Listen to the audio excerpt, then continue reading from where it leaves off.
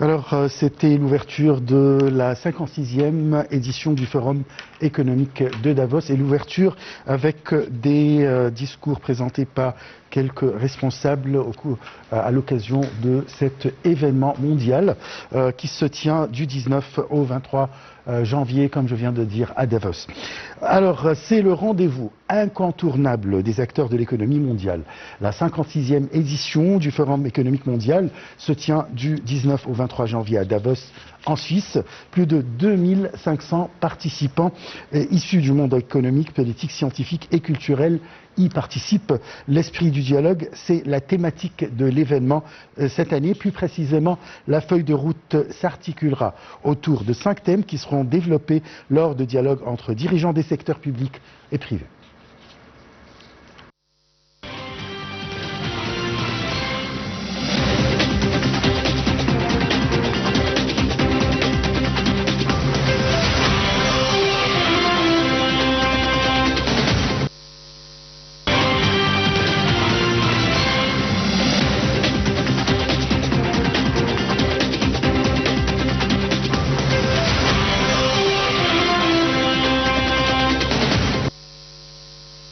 Du 19 au 23 janvier 2026, plus de 2500 participants issus du monde économique, politique, scientifique et culturel sont attendus à la rencontre annuelle du Forum économique mondial à Davos, où ils séjourneront simultanément plusieurs jours.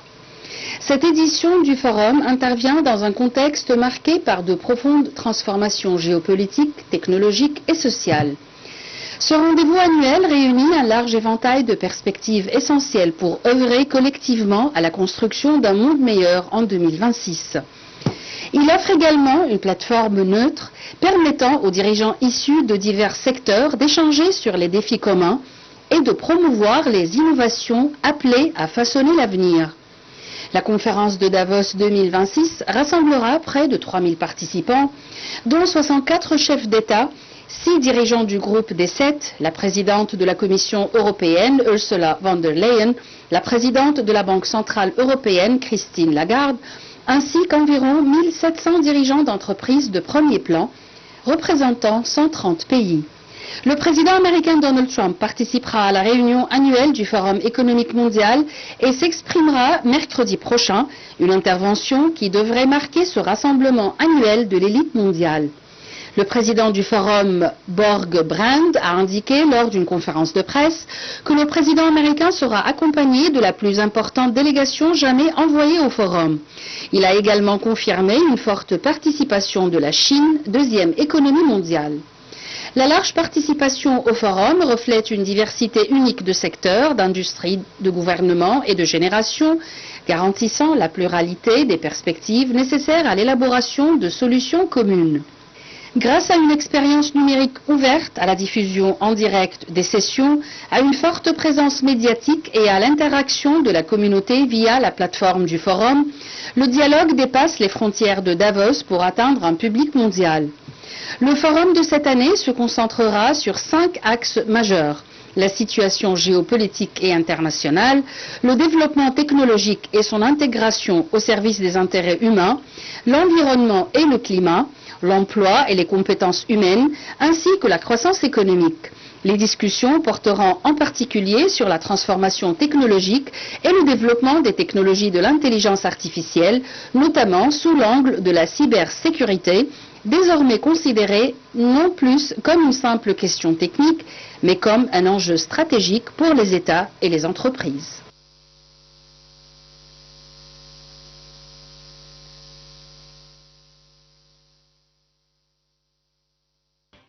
Et pour aborder ce sujet, nous avons le plaisir d'accueillir au bout du fil Madame l'ambassadrice Souafa Bassim. Vous êtes ancienne ministre adjointe des Affaires étrangères. Bonsoir.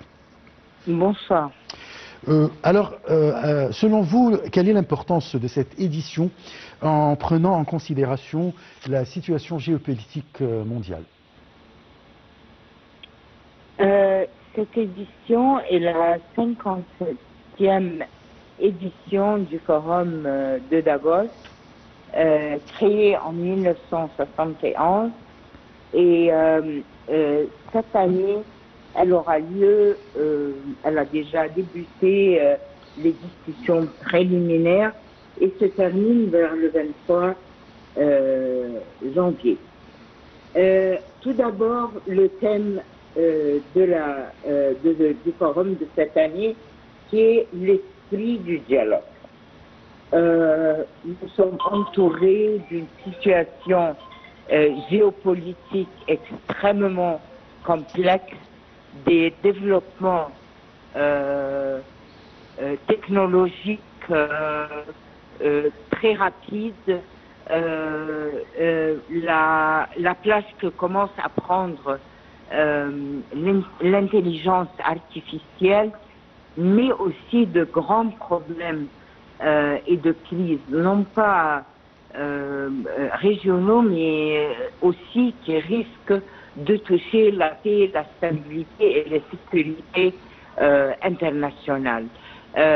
Nous voyons la guerre en Ukraine qui déjà rentre dans termine bientôt sa deuxième année. Rentre dans la troisième. Nous avons la situation à Gaza qui voit certains développements, un plan de paix, un certain optimisme, mais qui a très précautionné. Et là, je dis que l'importance de cette édition de Davos pour l'Égypte particulièrement est la présence de notre président, son Excellence El-Sisi, et sa rencontre attendue avec son homologue américain, le président Donald Trump. Et là, nous nous attendons à la lumière de la lettre envoyée par ce dernier, par le président américain à notre président il y a quelques jours. Nous attendons à ce qu'il y ait des discussions sur deux grands sujets, et aussi la coopération et les relations bilatérales de nature stratégique entre les deux États.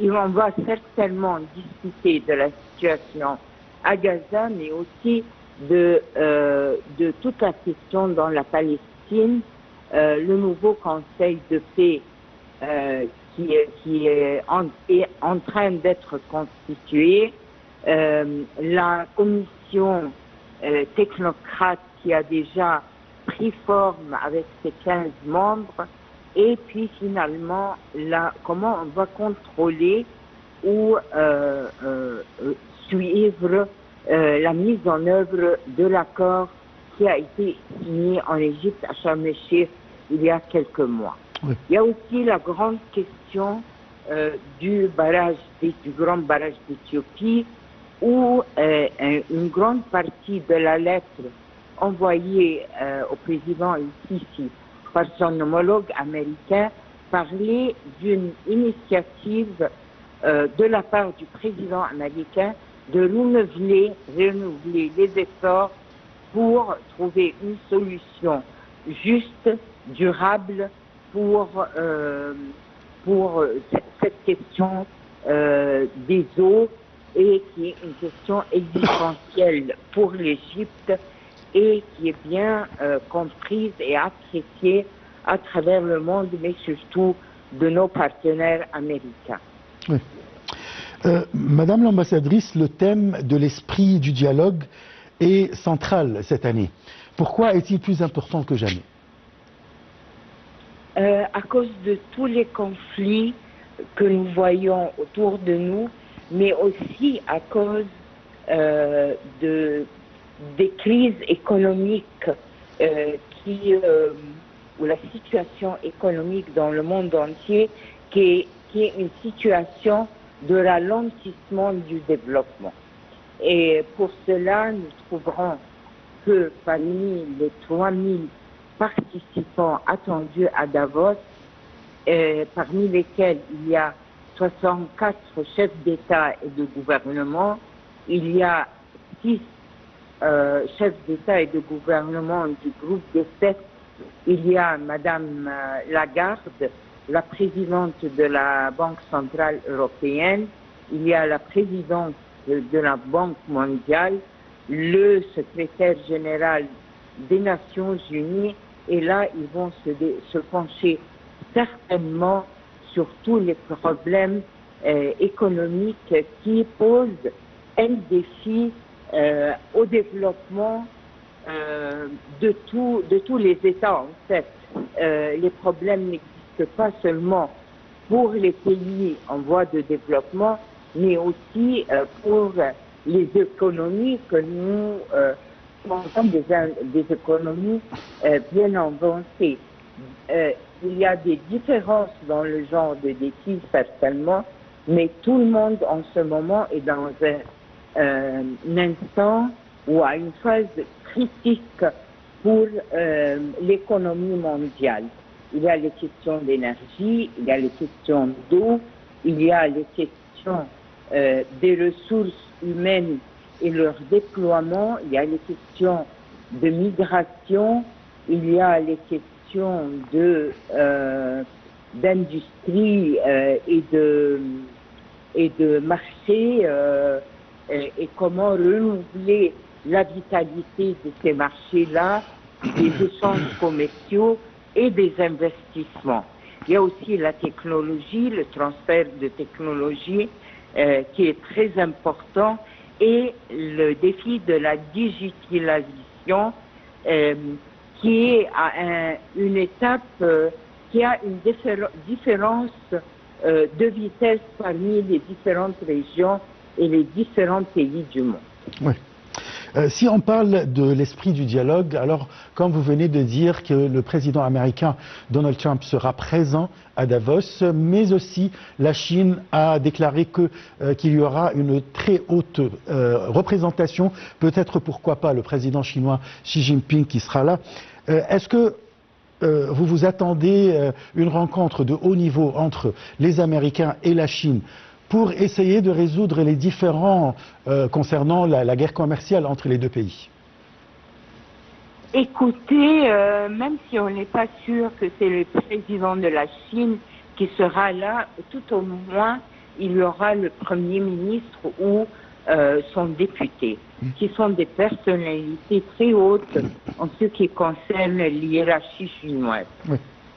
Une rencontre possible entre les deux leaders américains et chinois est possible. Rien n'est impossible, surtout avec le président américain. Ouais. Il tient certainement à garder un certain niveau de relation faisable, pragmatique avec la Chine. Mais en même temps, il y a tous les défis que représente la Chine en ce moment pour l'économie américaine. Donc, c'est ça exactement, l'esprit de dialogue. Quel genre de dialogue peut se tenir entre les deux gouvernements, les deux partis, dans un forum qui, à l'origine, reste toujours un forum économique. Je crois que les négociations, ou au moins les consultations, les pourparlers entre la Chine et les États-Unis ne se sont pas arrêtés. Les responsables des deux pays à des niveaux différents continuent à avoir des contacts, à essayer de trouver, une solution qui puisse créer une certaine acceptation ou un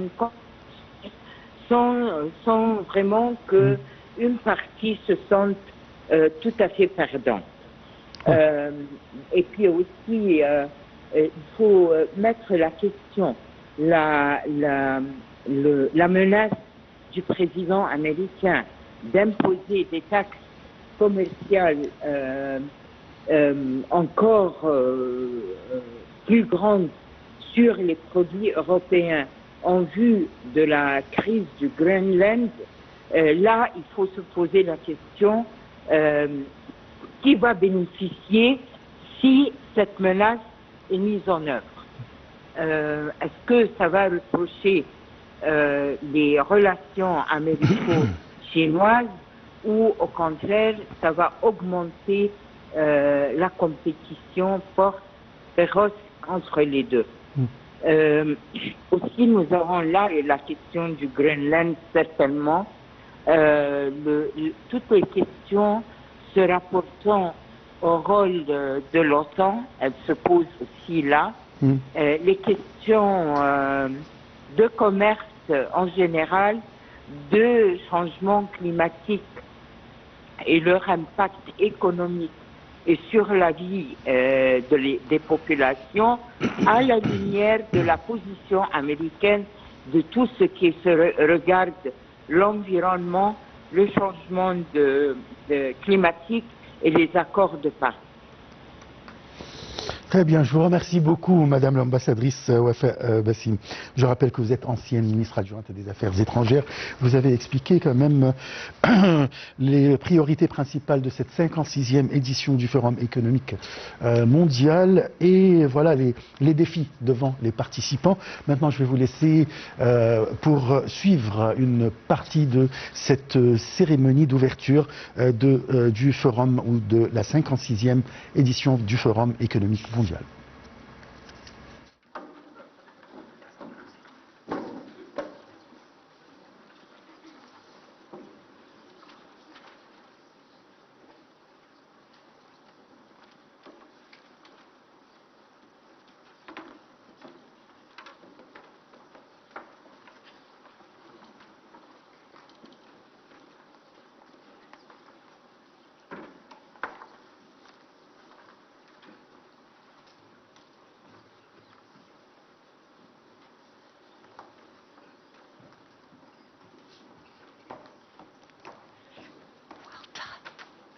Ladies and gentlemen, سيداتي سادتي من فضلكم صفقوا معي للسيد كابيسون إضافة إلى جوقة أوركسترا مالور.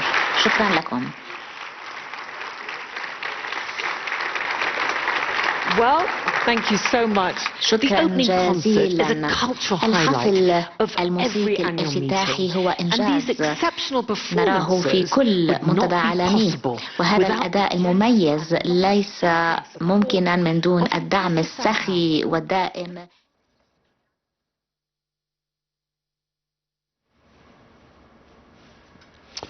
Et alors, voilà, on continue la cérémonie de ce forum de la 56e édition du Forum économique à Davos. Maintenant, Davos constitue depuis sa création en 1971 une plateforme de confiance pour la coopération entre secteur privé et public. Il favorise la construction des relations et de la confiance, ainsi que l'approfondissement des analystes, partant de la conviction que la meilleure voie à suivre consiste à connecter les dirigeants issus de différents secteurs, régions, idéologies et générations, afin de comprendre les défis mondiaux et de faire progresser le monde effectivement.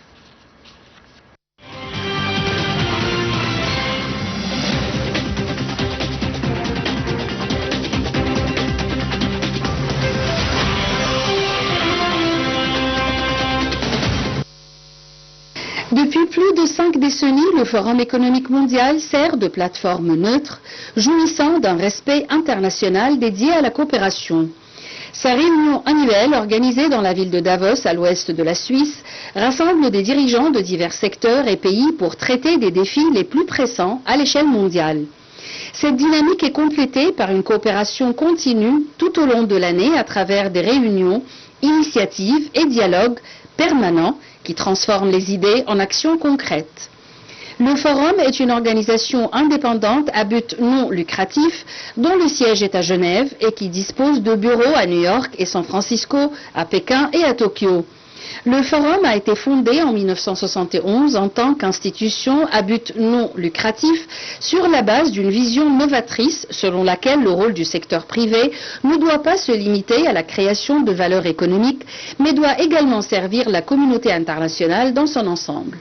Depuis lors, le Forum s'est développé pour devenir une plateforme mondiale de premier plan pour la coopération, réunissant des dirigeants du monde des affaires, des gouvernements, des organisations internationales, de la société civile et des milieux académiques, afin de contribuer au progrès sur les grandes questions auxquelles la communauté internationale est confrontée. Le Forum a apporté de nombreuses contributions internationales, notamment en aidant à réduire les tensions entre la Grèce et la Turquie en 1988, en soutenant la transition pacifique du pouvoir en Afrique du Sud à travers des rencontres entre Nelson Mandela et Frederick Willem de Klerk et en facilitant la coopération entre gouvernements et secteurs industriels dans la transition vers une économie verte. Le Forum a ainsi été un catalyseur de la diplomatie, de la coopération et de la confiance. Il a également joué un rôle clé dans les domaines de la santé et du développement mondiaux, notamment en soutenant la création de l'alliance Gavi pour les vaccins, qui a permis de fournir des vaccins à plus d'1 milliard d'enfants, ainsi qu'en faisant progresser l'initiative mondiale pour la santé. À travers ces initiatives phares, notamment celles liées à la requalification des compétences, visant à préparer 1 milliard de personnes à l'avenir du travail, et l'Alliance Edison, qui œuvre à l'élargissement de l'inclusion numérique à 1 milliard de personnes. Le Forum continue de transformer les idées en réalisations concrètes. Aujourd'hui, le Forum et ses partenaires travaillent tout au long de l'année à l'anticipation, à la recherche et à la coopération pour relever les défis mondiaux allant de la stabilité économique à la confiance numérique et à l'adaptation au changement climatique.